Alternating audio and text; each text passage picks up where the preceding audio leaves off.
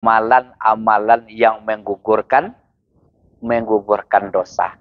Sehingga ketika gugur dosa kita, gugurlah kilap salah kita, kemudian kita menghadap Allah dalam keadaan bersih.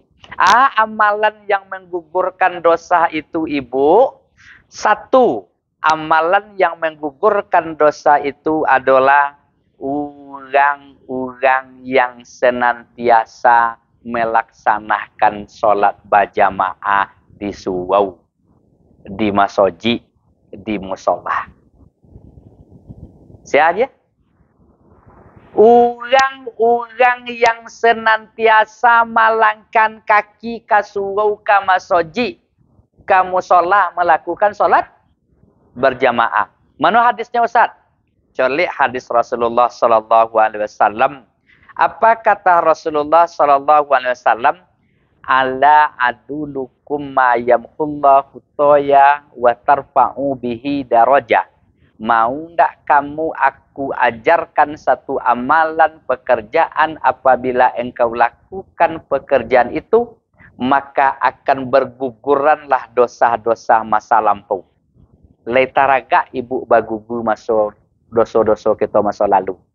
Lai. Yo lihat do kita dosa masa lalu deh. Banyak. Apa lain nak ngecek di muka ibu, banyak dosa.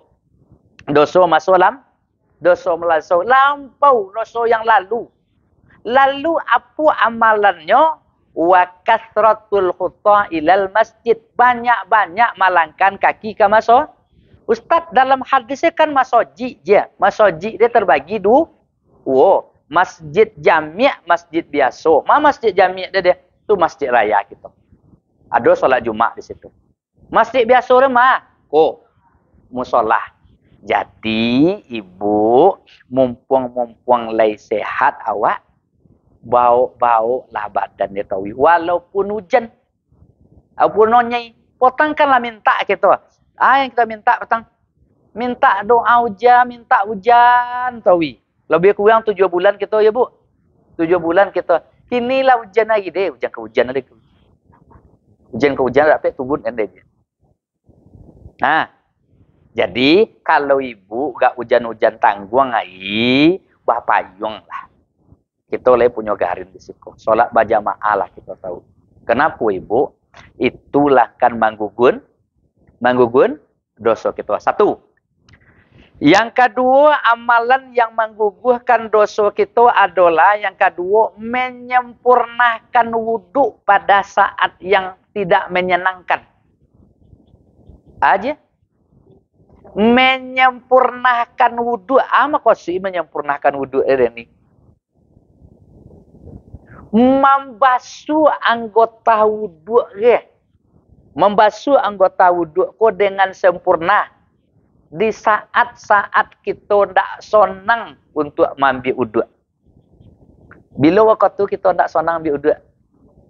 Satu, di saat kita mau tidur. Kan lolok dia dah. Tu boleh ambil wudhu agak dia dah. Iya pak?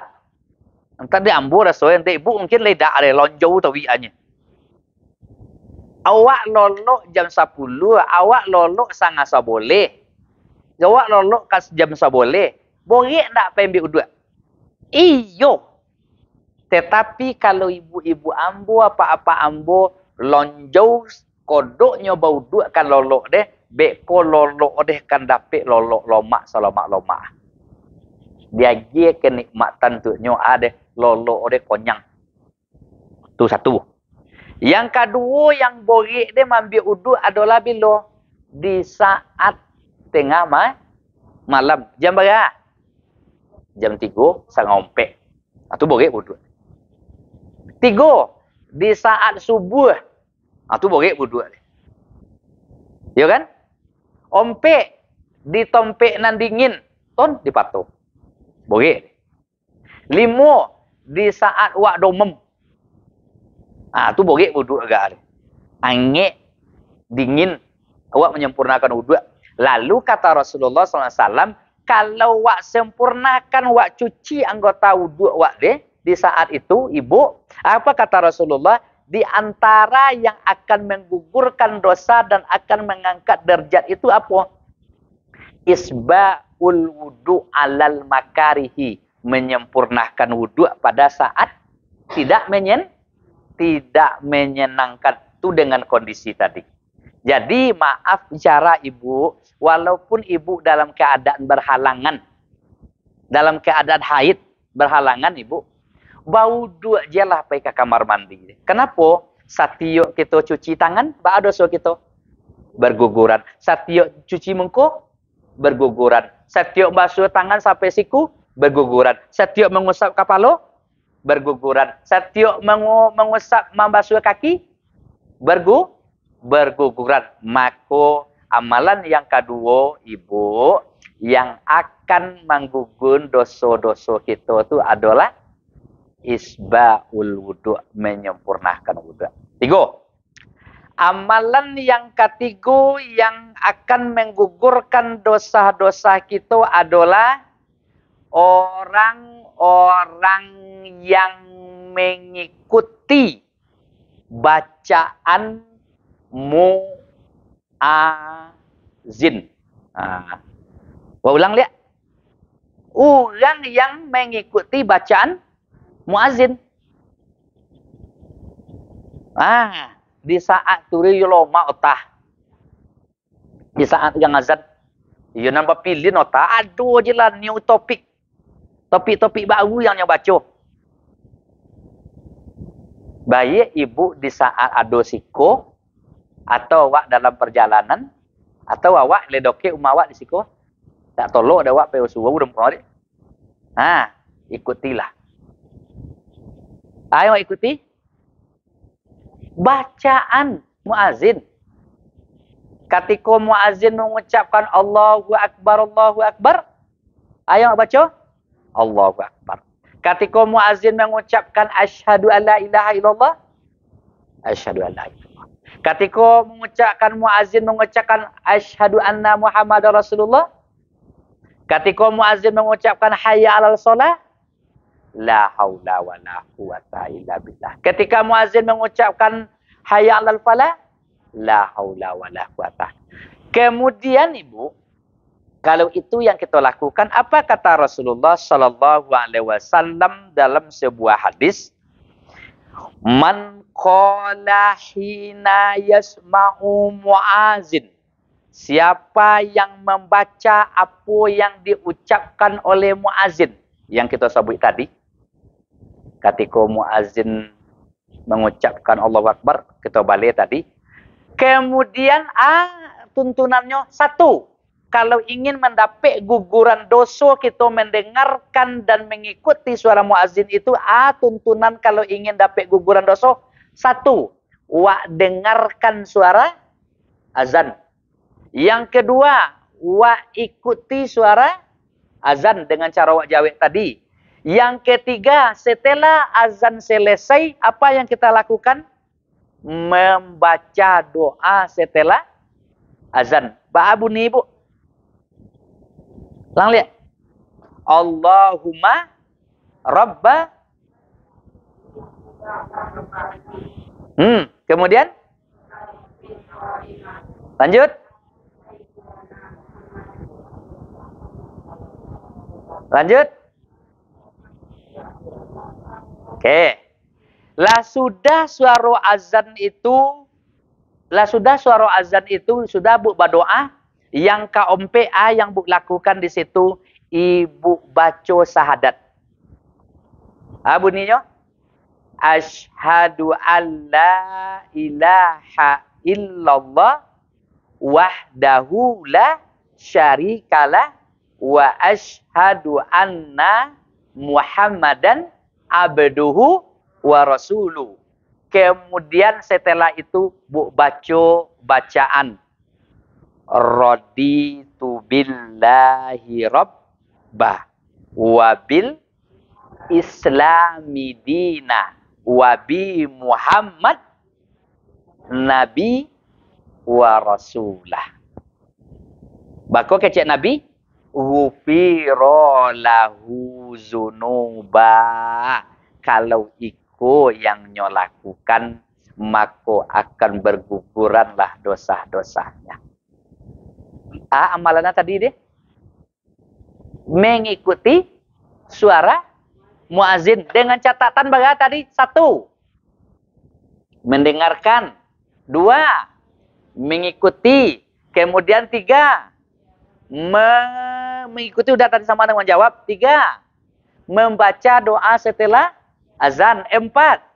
Membaca syahadat. 5. Membaca kalimat raditu billahi rabba wa bil islami dina wa bi Muhammadin nabiyya atau Muhammadin rasulah, maka akan berguguran dosa-dosa kita. Jadi ibu di maji ibu kok tongel suara azan kok di masoji wak kok di suwo wak jan mota panjang aja wak ketika tu. Lihat deh, ayah wak lakukan wak ambil keuntungan dari suara azan ke dia tadi, wak ambil manfaat, wak ambil keberkahannya, wak dongen lelok, wak ikuti lelok, wak baca doa, kemudian wak baca syahadat, wak baca doa tadi, maka kita akan dapat guguran dosa. Oke, labara baru poinnya deh. Labara baru deh. 3. Amalan yang keempat yang akan menggugurkan dosa-dosa kita apa? Lah sudah azan dikumandangkan tadi udah mau doa, maka masuk kita amalan yang keempat yang akan menggugurkan dosa kita adalah melakukan sholat sunnah. Jadi sudah azan. Yang awak lakukan sholat sunat. Tasora ibu sholat sunatnya nanti mau ibu amalkan hadis Nabi. Man sabara sinta rakaataini, siapa yang mendawamkan, yang membiasakan 2 boleh rakaat sholat sunat, nyobiason istiqomah melakukan 2 boleh rakaat sholat sunat, bunyiyalahu bainatan fil jannah. Ma yang 2 boleh deh. Ompek sebelum zuhur, 2 sesudah zuhur, 2 sesudah maghrib, 2 sesudah isya, 2 sebelum fajar atau sebelum subuh atau sholat sunat fajar. Ulang lihat. Ompek sebelum subuh, ompek sebelum zuhur, 2 sesudah zuhur, kemudian 2 sesudah maghrib, 2 sesudah isya, kemudian 2 sebelum subuh setelah orang azan. Kok yang ya? Yang muakkad. Minimal itu. Tapi kalau nak umur bu tambah aja cik lain, yang bu tambah terserah ibu nanti tambah kok 2 sebelum zuhur jadi je, tambah 2 ompek setelah zuhur jadi je. Kemudian lakukan ompek sebelum asar jadi je yang muakkad. Atau dilakukan 2 sebelum maghrib jadi je. 2 sebelum isya jadi je. Berapa dia? 2 boleh? 2 boleh rakaat. 2 boleh rakaat. Kenapa ibu? Sudah kita maghrib, sudah sholat maghrib umpamanya. Atau azan maghrib yang tadi. Menunggu waktu sholat. Yang lakukan minimal 2 rakaat sebelum maghrib. Kenapa? Ada salah seorang sahabat namanya Ma'dad. Bertanya kepada Sauban. Sauban, agilah ambo informasi. Atau beritahulah kepadaku suatu amalan apabila aku lakukan amalan itu membuat aku dekat dengan Rasul. Lalu Sauban menjawab setelah ditanya 3 kali. Salah satu amalan itu adalah alaika bikasratis sujud. Banyak-banyaklah kamu melakukan sujud. Apa makna banyak melakukan sujud ya? Banyak-banyaklah solat. Banyak-banyaklah solat. Termasuk solat sunat. Lalu fa inna la tasjudu lillah sajadatan illa rafa'allah. Tidaklah seseorang itu banyak melakukan sujud. Illa melainkan dengan banyak sujud itu rafa'ah. Allah akan mengangkat derajatnya. Tak saja itu wa khatta biha khati'ah. Allah akan Allah akan gugur dosa-dosa awak. Dengan apa tadi dia? Dengan melakukan solat sunat. Jadi ibu, tak tolak di ibu yang 22 tadi, minimal 2 boleh rakaat deh. Yang joleh ibu, satu hal pesan kita, satio azan antara azan dan iqamah ada solat. Mau solat sebelum maghrib ibu ada solat. Mau sebelum isya ada solat. Mau sebelum subuh ada solat. Yang joleh wa fi kulli baina azan wal iqamah solat liman sa'a. Dan satio antara azan dan iqamah itu ada solat bagi siapa yang umuh melakukan.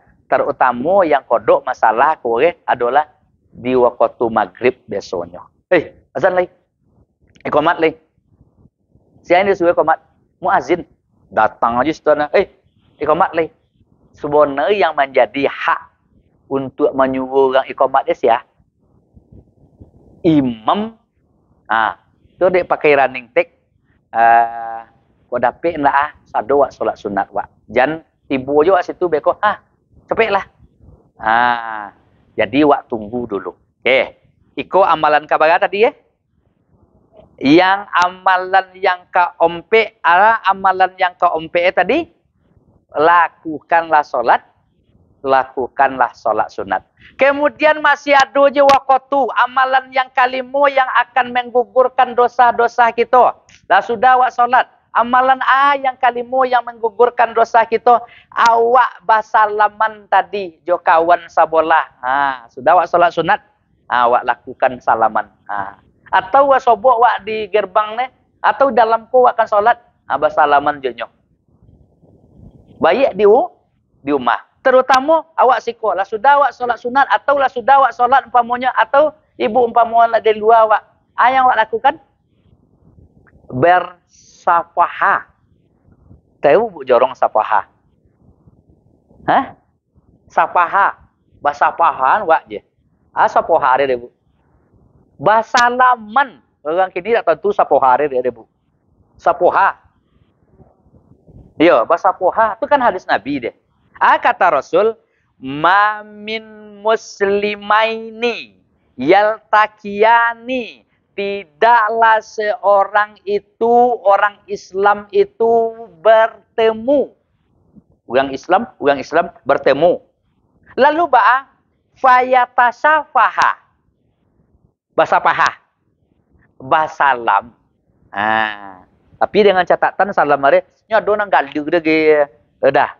Ni guti-guti aku kawan ada salam ge. Dia sabuk dia buk dia tu dia pak ge. Dah. Dia guti-guti ge. Tu dah umur dia. Yang kedua salam dia pici tangan kawan dia. Tu dulu deh. Tapi lelok aja. Dan yang ketiga dalam salam Korea ada aturannya laki-laki sama laki-laki padusi sama padusi. Ini mantang-mantang tolong ngeri itu hadis Korea guguran dosa yang itu gak apa-apa di pintu di salam ibu cici. Tapi laki-laki sama laki-laki, padusi sama laki-laki, padusi. Maka kata Rasulullah SAW, ibu, kecik Nabi, tidaklah seorang Muslim itu batomu, basuwo-suwon, basoboknya, kemudian saling basapoha, saling basalamannya, kemudian illa ghufirolaha, melainkan ghufirolaha, diampunkanlah dosa-dosanya, qabla ayyaftariqah, sabolun kaunyo bapi, sabolun inyo bapisa. Jadi ibu, yang wak lakukan salaman. Amalan keberapa tadi deh? Amalan kelima.